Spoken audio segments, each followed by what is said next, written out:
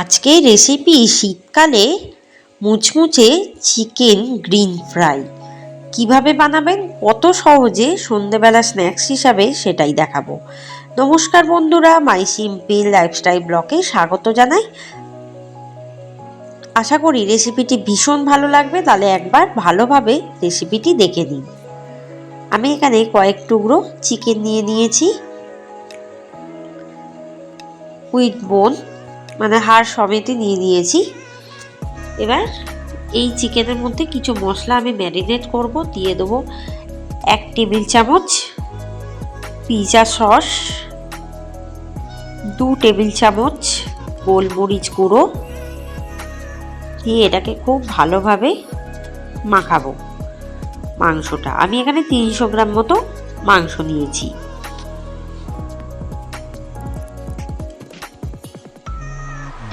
এটা হলো first marination. Second ম্যারিনেশনের জন্য লাগবে একটা ডিম, মুরগির ডিম, 3 টেবিল চামচ ফ্রেশ ক্রিম আর 1 কাপ টক দই, 50 গ্রাম আর ধনেপাতা কুচি পরিমাণ মতো, 7-8টা কাঁচা লঙ্কা আর খোসা সমেত 15 কোয়া রসুন। এটা কিন্তু জল ছাড়াই বাটতে হবে। আর একটা দেবো জিনিস, সেটা হচ্ছে চিজ। এখানে গ্রেট করা চিজ আমি 2 টেবিল চামচ দিলাম। দিয়ে এবার খুব ভালোভাবে বেটে নেবো। এবার সেকেন্ড ম্যারিনেশনের জন্য দেখুন বাটা হয়ে গেছে বেশ ঘন ঘনভাবে, দেখিয়েও দিচ্ছি। এবার এইটা আমি ম্যারিনেশনের জন্য পুরোটাই দিয়ে দেবো, মশলাটা যেটা বেটেছি দিয়ে খুব ভালোভাবে মাখাবো মাংসটা।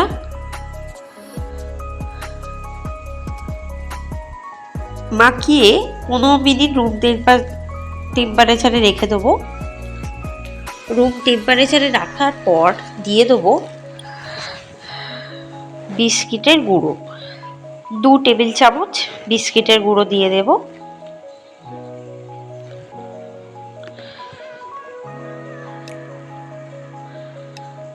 আর দিয়ে দেবো 1 টেবিল চামচ গোলমরিচ গুঁড়ো দিয়ে এটাকে খুব ভালোভাবে মাখাবো। বিস্কিটের গুঁড়োটা দিলে এই যে মশলার যে জলীয় ভাবটা সেটা কিন্তু টেনে দেবে। খেয়াল করবেন আমি কোনো রকম নুন কিন্তু দিইনি, নুনটা আমি পরেই অ্যাড করছি, কারণ নুনটা তাড়াতাড়ি দিলে জল কেটে যাওয়ার সম্ভাবনা থাকে। এরপর দিয়ে দিলাম 1 টেবিল চামচ গন্ধরাজ লেবুর জিস্ট। এটাকে খোসাটাকে ভালো করে গ্রেট করে নিয়েছি, সেটাই দিয়ে দিচ্ছি। আর দিয়ে দেবো 1/2 কোয়া গন্ধরাজ লেবুর রস।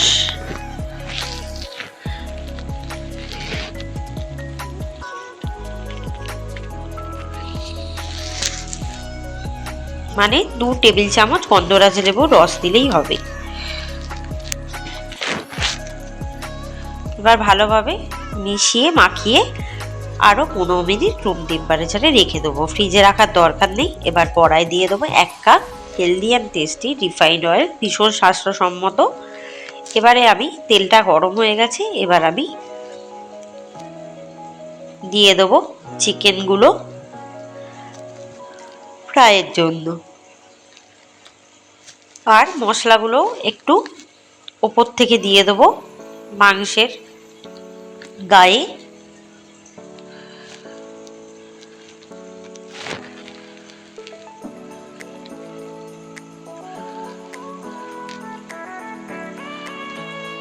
এই সময় আঁচটাকে একদম কম করে দেবো, তাহলে ফ্রাইটা ভালো হবে আর কোনো অংশ কাঁচা থাকবে না, ভেতরটাও ভালো মতো বয়েল হয়ে যাবে। যেহেতু কাঁচা মাংস করছি তাই জন্য বাড়িয়ে দিলে কি হবে, ভেতরগুলো ভাজা হবে না, কাঁচা থেকে যাবে।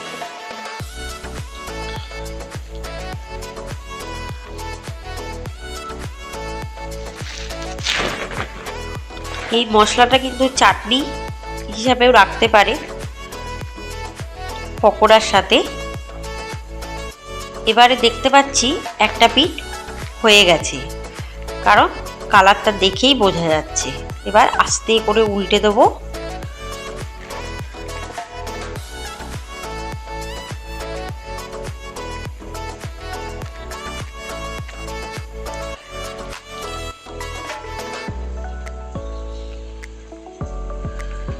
দেখুন মাংসটা প্রায় বয়েল হয়ে গেছে।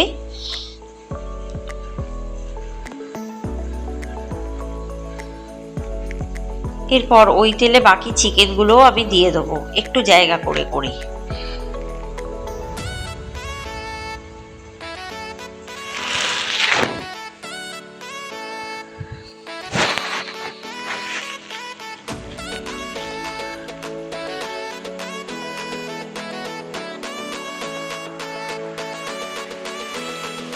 এটা কিন্তু গরম গরম ভীষণ ভালো লাগবে। বাড়িতে কোনো গেস্ট এলে আপনারা কিন্তু এইভাবেই রান্না করে খাওয়াতে পারেন। আমি কিন্তু গেস্ট এলে এইভাবে কয়েক টুকরো মাংস দিয়ে বানিয়ে নিই, তাই আজকে আপনাদের সাথে রেসিপিটি শেয়ার করলাম।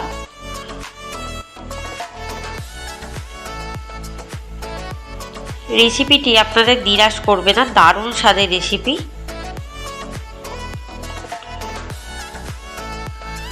এবার এপিট ওপিট করে ভালোভাবে উল্টে পাল্টে দেব, যাতে চিকেনটা বয়েলও হয়ে যায়, আবার চিকেনে একটু একটু কালারও আসে, আবার ভাজাও যাতে তাড়াতাড়ি হয়ে যায়। দেখুন বেশ তেল বেরোচ্ছে চিকেন থেকে।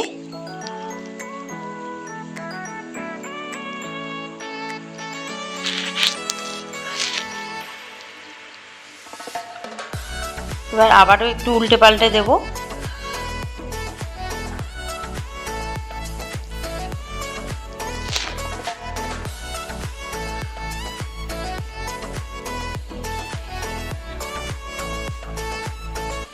এই চিকেনগুলো কিন্তু বয়েল হয়ে গেছে, কালারগুলো একদম চেঞ্জ হয়ে গেছে, দেখেই বোঝা যাচ্ছে।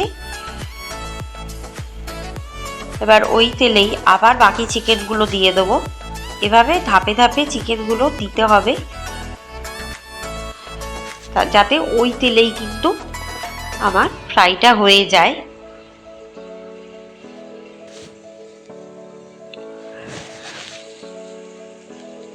বাকি চিকেনগুলো ঠিক সেভাবেই ভেজে নিতে হবে। এবার একটু 15 মিনিটের জন্য ঢাকা দিয়ে রাখবো। 15 মিনিট পর ঢাকাটা খুলবো। এই চিকেনগুলো কিন্তু একদম বয়েল হয়ে গেছে, দেখতেই পাচ্ছেন। এবার নামিয়ে সার্ভ করব। উপর থেকে 2 টেবিল চামচ গন্ধরাজ লেবুর রস ছড়িয়ে দেবো। এটাকে হাতের সাহায্যে চিপে নেবেন, যাতে একটা সুন্দর গন্ধ আসে। দিয়ে দেবো 1 টেবিল চামচ বাটার। বাটারটা একটু মাঝখানে দেবো যাতে গলে যায়, চারিদিকে স্প্রেড হয়ে যায়। আর দিয়ে দেবো 1 টেবিল চামচ গোলমরিচের গুঁড়ো। আশা করি রেসিপিটি ভালো লাগবে। যদি ভালো লাগে চ্যানেলটিকে সাবস্ক্রাইব করবেন, সমস্ত রেসিপি দেখতে থাকবেন, আর আমার রেসিপি দেখে কমেন্ট করতে থাকবেন। একটু ওপর থেকে পেঁয়াজ কুচি ছড়িয়ে দিলে একদম জমজমাট শীতের সন্ধ্যায় স্ন্যাক্স রেডি। Thank you.